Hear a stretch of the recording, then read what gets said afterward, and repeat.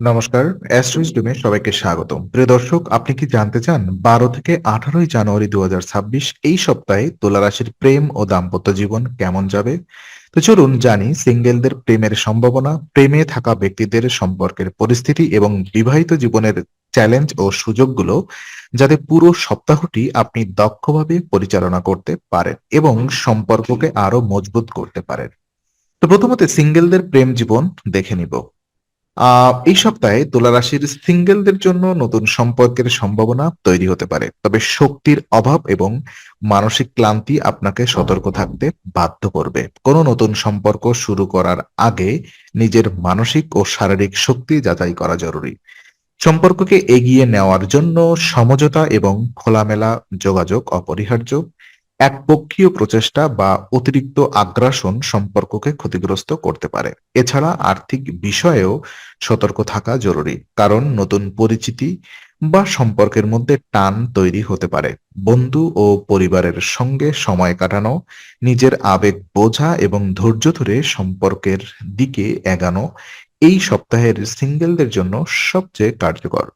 আর ওদিকে প্রেম জীবন যদি আমরা দেখি, যারা ইতিমধ্যেই প্রেমের সম্পর্কে মধ্যে রয়েছেন এবং এক্সিস্টিং রিলেশনশিপ বিলং করছেন, তাদের জন্য এই সপ্তাহটি কিছুটা চ্যালেঞ্জ নিয়ে এসেছে। ছোটখাটো উত্তেজনা এবং ভুল বোঝাবুঝি এড়াতে খোলামেলা যোগাযোগ অপরিহার্য।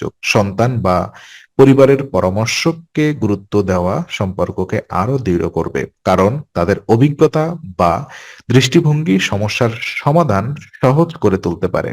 ইতিবাচক পরিবর্তন সম্ভাবনা থাকা, ধৈর্য ধরে সম্পর্ক এগিয়ে নেওয়া জরুরি। এই সময় বোঝাপড়া, একে অপরের অনুভূতির প্রতি সম্মান এবং খোলামেলা আলোচনা সম্পর্ককে শক্তিশালী ভিত্তি প্রদান করবে। এছাড়া আর্থিক বিষয়ে সতর্কতা সম্পর্কের মধ্যে অপ্রত্যাশিত চাপ এড়াতে সাহায্য করবে। আর ওদিকে বিবাহিত জীবন যদি আমরা দেখি, তো বিবাহিত তুলা রাশিদের জন্য এই সপ্তাহটি মানসিক শক্তি ধরে রাখার দিক থেকে গুরুত্বপূর্ণ। দাম্পত্যের শান্তি বজায় রাখতে হলে নিজের মানসিক স্থিতি এবং ধৈর্য অপরিহার্য। পরিবারের ছোটদের পরামর্শ গ্রহণ করলে সম্পর্ক আরো মজবুত হবে এবং পারস্পরিক বোঝাপড়া বৃদ্ধি পাবে। আর্থিক চাপ থাকলেও জীবনসঙ্গীকে সমর্থন দেওয়া গুরুত্বপূর্ণ, তবে অতিরিক্ত সাহায্য এড়ানো উচিত।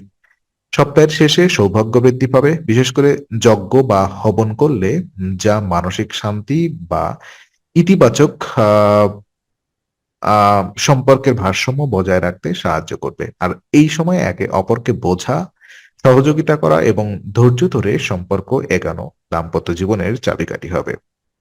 আর বিশেষ উপায়গুলো যদি আমরা বোঝার চেষ্টা করি, যে সম্পূর্ণ সপ্তাহ জুড়ে প্রেম এবং দাম্পত্য জীবনে ইতিবাচক প্রভাব আনতে এবং মানসিক শক্তি ফিরিয়ে আনতে বিশেষ উপায় হিসেবে শুক্রবার লক্ষ্মীনারায়ণ যজ্ঞ করার পরামর্শ দেওয়া হচ্ছে। এছাড়া সন্তানদের পরামর্শকে গুরুত্ব দেওয়া, পেশাগত বা শিক্ষা জীবনে আসা সুযোগ কাজে লাগানো এবং নিজের শক্তি হ্রাস থাকলে পর্যাপ্ত বিশ্রাম নেওয়া গুরুত্বপূর্ণ। নিয়মিত এই উপায়গুলো অনুসরণ করলে সম্পর্কের মধ্যে বোঝাপড়া ও ধৈর্য বৃদ্ধি পাবে, মানসিক চাপ হ্রাস পাবে এবং প্রেম ও দাম্পত্য জীবনে ভারসাম্য বজায় থাকবে। এই পদ্ধতিগুলো মেনে চললে সপ্তাহের ছোটখাটো চ্যালেঞ্জও সহজেই সামলানো সম্ভব হবে। তো আজকের আলোচনা এখানেই শেষ করছি। ভালো লেগে থাকলে লাইক, কমেন্ট ও শেয়ার করুন। আরো এমন ভিডিও পেতে সাবস্ক্রাইব করুন। আবার দেখা হবে। ততক্ষণ ভালো থাকুন, শান্তিতে থাকুন। নমস্কার।